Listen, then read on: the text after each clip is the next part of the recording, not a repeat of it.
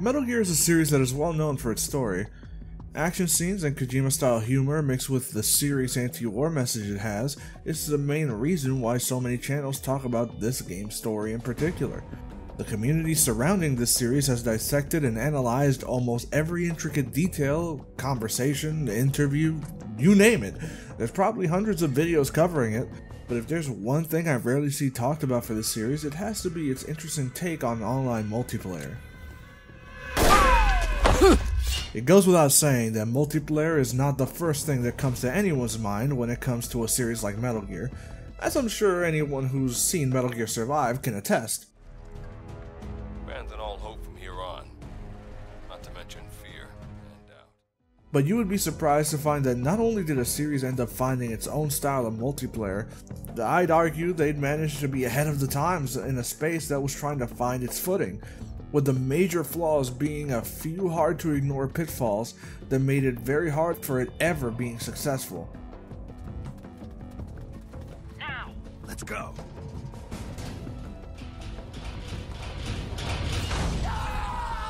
nice. Of course, these are all going to be my opinions, so sit back and enjoy the reasons why I love Metal Gear Online. Oh, there you are. Something I rarely acknowledge is that the MGS series has actually done multiplayer quite a few times. Excluding co-op and Peace Walker, of course, we're mainly talking PvP here. Yeah, the madman Kojima actually conceptualized MGO as far back as MGS3, and thought Subsistence was a good time to try it out. Counting them all, you would have MGS3 Subsistence with MGO1, Portable Ops with MPO and MPO Plus, MGS4 with MGO2, and then finally MGS5 with MGO3. Kinda weird this is the only series I've ever known where the multiplayer has its own title separate to the main game. It's as if they want to make it absolutely clear that these modes have nothing to do with the main series story. This isn't like Rainbow Six, for example, where the idea is all the characters are doing training simulations, or Metal Gear VR when you think about it, but moving on. They make it pretty clear that nothing about the multiplayer will make sense canonically, so why not have fun with it? This can be seen as a good or a bad thing depending on how you look at it. But I tend to enjoy the fact that this game can embrace its goofy side and just focus on making a good experience. And ever since its first iteration, a lot of the core ideas were maintained throughout most of its sequels. Now, to keep things simple, I wanted to mainly focus on the game I enjoyed the most. The other versions of MGO all have their quirks, but they all mostly follow the same formula. And MGO2 showed the most improvement out of all of them, even more so than MGS5 with MGO3, due to being supported far longer. It also managed to keep a player base for far longer too, and that's saying a lot for a PS3 exclusive game that had plenty of issues when it came to getting access, though we will get to that, don't worry. MGO2 was released with Metal Gear Solid 4 and went online after its release. MGO2 utilized MGS4's shooting mechanics and setting to create a shooter that had with it an incredible level of depth while also having a distinct Metal Gear style to it. At its core, MGO is a tactical shooter that uses Metal Gear's world and characters as an excuse to mix up the standard set of game modes you would expect, while also throwing in typical quirks of the series like cardboard boxes, codec communication, the alert and question mark symbols, hell, even the characters themselves are playable. You can tell that the multiplayer is an excuse to just have fun with everything the core game has to offer and not meant to be super serious. They didn't have to include any of these things, but the fact that they do in pretty much every iteration gives it a sort of charm. I think Kojima said it best. Even though it's an online game, it still has that Metal Gear feeling. It's a stealth game, so you're trying to hide or trying to reveal. There are sexy magazines, there are cardboard boxes. All these Metal Gear elements are in there, and I think that's the coolest part of online. There are a lot of Metal Gear gimmicks. It's designed in such a way to allow for a variety of playstyles, even though some are way stronger than others. Now, while Kojima emphasized that MGO is a stealth game, I feel like the stealth aspects get underutilized outside of key modes specifically. Sure, there are a lot of people like me that enjoyed getting the best camo possible to try and avoid being seen, but they were far and few in between in comparison to the people that would just go more gun-ho. No, that's not right. That's just wrong. What the? If you're wondering why all these characters look so different, that's because MGO2 had a massive character customization system for its time. It might not have a lot of options when it comes to choosing the face, but it had a lot of depth in voice options. There were 8 voice types per gender to choose from, and you can alter the pitch of them. Sure, it might not sound like a lot compared to now, but I feel like it's important to give each person's character a distinct voice, a sort of personality if you will. And the game lets you do just that by letting you change your preset voice messages. They even added more lines with DLC after a time. It meant each voice type had its own way of saying each type of line that you would use to communicate in a game, and it gave off a different vibe. That was just the beginning. After creating a character and choosing their name, you just had all these options to customize it even further. Need I remind you that this was in 2008 when this came out? My mind was blown at the time, and it still kinda is, because it took several years after this game shut down to even get games close to the amount of customization that this had. And that's besides all the options that were available and then expanded on with DLC for you to buy in the reward shop. Oh yeah, I forgot to mention, this game had a website where you would buy gear as if shopping for clothes online. That's how you would spend most of your currency that you'd earn to buy extra gear. So to keep it simple, MGO made me feel like my character was truly my own. Hell, look at what my avatar even is in this channel. I bet you can tell that this game left an impact on me to some degree. Let's go. Right. Watch out for the enemy.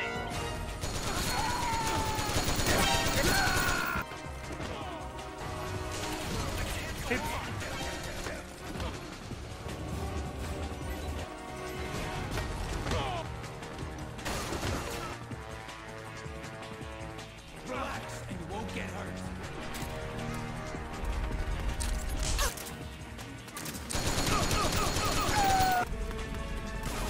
The game modes is where a lot of Metal Gear's gimmicks tend to be the most pronounced. There's a lot of standard modes here, hell there's even a way more variety here than you would think this game should have, but in particular I like to focus on the 2 main modes that I'd say are pretty much iconic to this game, and that would be Sneaking Mission and Team Sneaking Mission. These 2 modes exemplify not only what a stealth action game like Metal Gear should be online, but also exemplify MGS4's own type of infiltration that they made a focus of in the main game, sneaking around in an active war zone. Sneaking Mission involves one player playing as Snake, and a second helping as Otacon if there's enough players in the lobby. The objective for Snake is to try and get 3 dog tags off of players without dying. The thing is that there's 2 other teams trying to find you first, and it's so good whether you're hiding or trying to find Snake. Both sides get to have a lot of fun here. Since people are going to be looking for Snake, the fights are dynamically happening all around the map, or it can force Snake to try and get into engagements that are much more tough for him to work around. Snake gets all the tools he could ask for to win. He already has Octo Camo, which lets him be blending into his environment by just sitting still for a few seconds, and the Solid Eye lets him see everyone that's around him.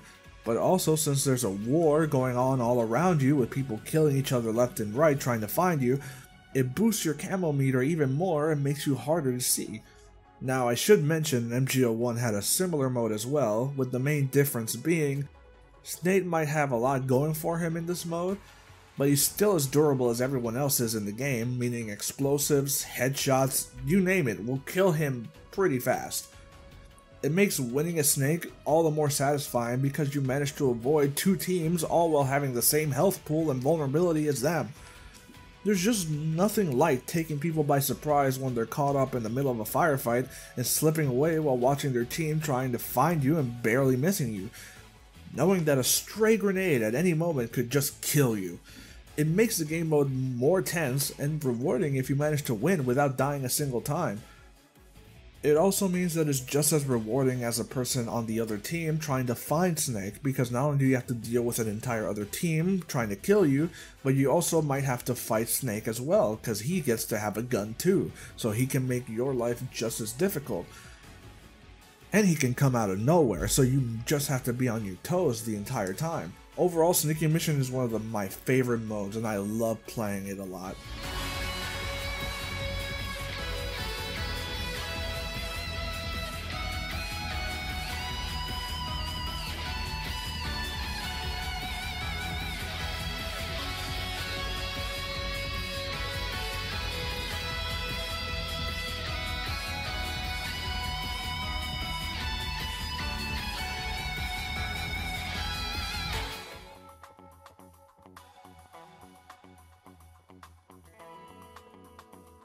Team sneaking is just as interesting because one team has lethal weapons and is visible, protecting objectives, while the other team has non-lethal weapons but is invisible, trying to take those objectives or eliminate the team.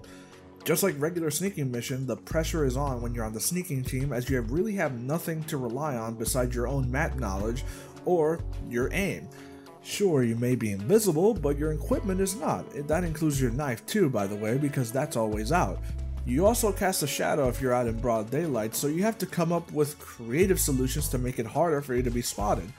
The amount of strategies that you can form due to the versatility of how you can interact and position your character in the map makes it one of the most interesting modes the game can offer. For example, the basics of hiding usually involve playing dead on the floor or saluting in place because it hides everything you have on you. Also, dangling off a ledge works as well, as it makes you completely invisible unless you happen to be in the sun. But more interestingly, knowing how to press yourself up against a wall on certain maps can make it harder for your knife to be noticed. Stun grenades can also be a good way to blind the enemy in order to make an advance, but if people are aware of this being done, they can actually use the cardboard box to avoid it. And that's just the tip of the iceberg really, because there's plenty of skills in this game that can make hiding or finding people way easier. The only way to share that information or even see it is to be connected. There's skills that let you outright kill people if you grab them too, so you can essentially guarantee an elimination even if it means you dying. MGO utilizes the SOP system, which, to keep it simple, lets you see your allies through walls and share information. So if you have a skill that highlights an enemy when you shoot them, the entire team gets to see it too. There's a lot that goes on here, and trying to cover all of it would make this video hours long. It's things like this that add depth to the game, but honestly the best part about these game modes is the fact that you can have unique characters as well. Uniques are the hero characters of the game. They have unique weapons and unique abilities, and interactions that only they can do. There are 8 unique characters, with one of them being exclusive to a specific mode, but the same rules apply to them. They change up the dynamic of the game due to them having particular gimmicks, whether it be disabling traps nearby, being the best teammate for information and ally support, being the best at every gun skill in the game, as well as having camo to hide better, to bombarding people with cannon fire, to preventing people from using their guns, or rage restoring at the end of the round. Sorry, that won't work this time. Or you can have 2 of the fastest people in the game, with one of them having a sword that blocks all bullets, while the other can just respawn right where he died. There's a lot more intricate things that these characters can do, but that's the gist of it. The fact that you can use these characters at any given time in any team-based mode and have them be randomly distributed each round makes each round more different than the last one. It's a good way to keep things fresh, in my opinion. All the options you had available to you made MGO have a lot of mechanical depth, which is no wonder why the game had such an intense competitive scene. In MGO, the name of the game is headshots. You can be sneaking and catch people by surprise, but in the long game, headshots are always going to be king. You see, in MGO, body shots do a negligible amount of damage, but a headshot, 1 is all you need. So you can see how the learning curve for the game got exponentially higher as people just continue to get better at getting headshots. Hell, some people will kill you in ways you didn't even think was possible. It definitely came with its downsides. The game became so intense to play that new players would lose interest. If you could barely even walk out of spawn without getting shot, why stick around? It also gave birth to one of the most toxic communities around due to the skill requirement being so high to be relevant at a competitive level.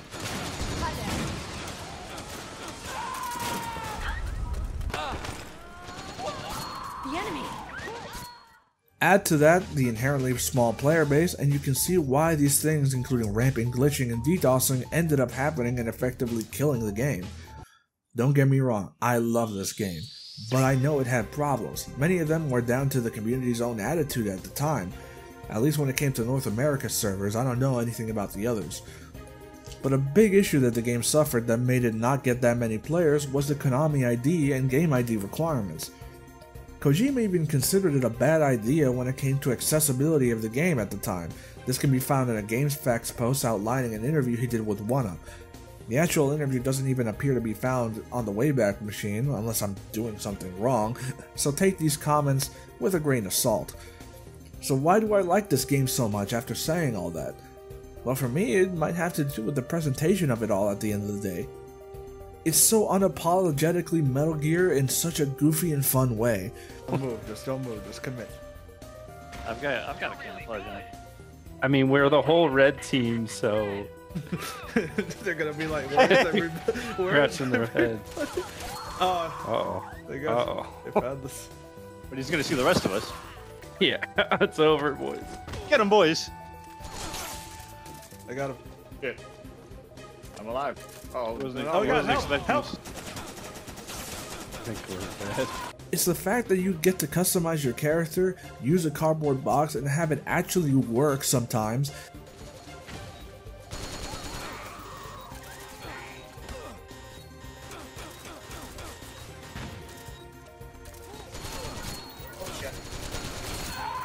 Yes. I'll take that. Damn you, Sean. And have people fall for porn magazines. Oh. Well that worked out. Or even just knocking them out and hearing them grumble in their sleep because they're trying to communicate with their team. It's not over. Not yet. Liquid.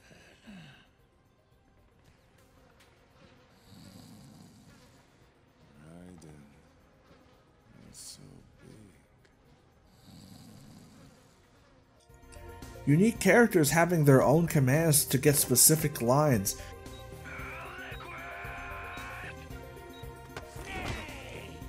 The fact that the objectives for the game are just a duck and a frog, and then if you shoot them, they actually make noise. You could even become an instructor and teach people how to play the game in training mode, and then have a graduation ceremony where your character has a fully voiced speech at the end. Allow me to be the first to congratulate you on your graduation. You'll soon be off to battle, so if you're ever unsure of what to do, just remember your training gear. It won't fail you. That is all. And to top it all off, if your team wins, you can do the most unnecessary but enjoyable thing in the entire game. You can sing.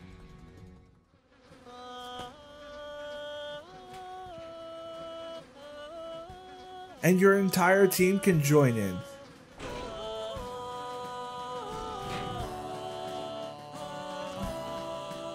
Even the unique characters.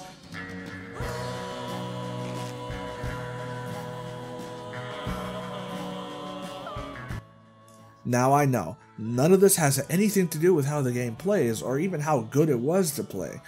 It's all about how these little things that the game had enhance what would technically be an okay shooter at the end of the day if it didn't have any of this. It made it seem like a grander game than the sum of its parts, and just made everything about it leave a more positive impression. At least it did on me. Which is why I'm glad that there's people still trying to keep this game alive. The game did unfortunately shut down in 2012, but it's since been revived. It took a long time, but you can arguably get access to this game much more easily than you could during its actual launch. No game ID or Konami ID needed here. You can even play it on PC via an emulator, and the community seems to be getting more and more active as time goes on. The websites where you can find all of the information for this will be in the description. If any of this interests you and you feel like trying the game out, feel free to go to the Discords and ask around. There's always people willing to help. The most you will need is a decent processor for the PC version though, so try and keep that in mind.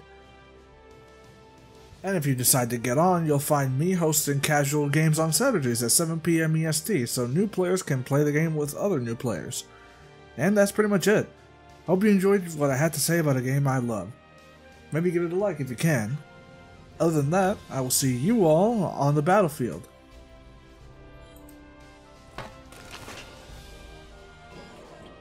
Let the game begin! Have a pleasant flight. See you around sometime.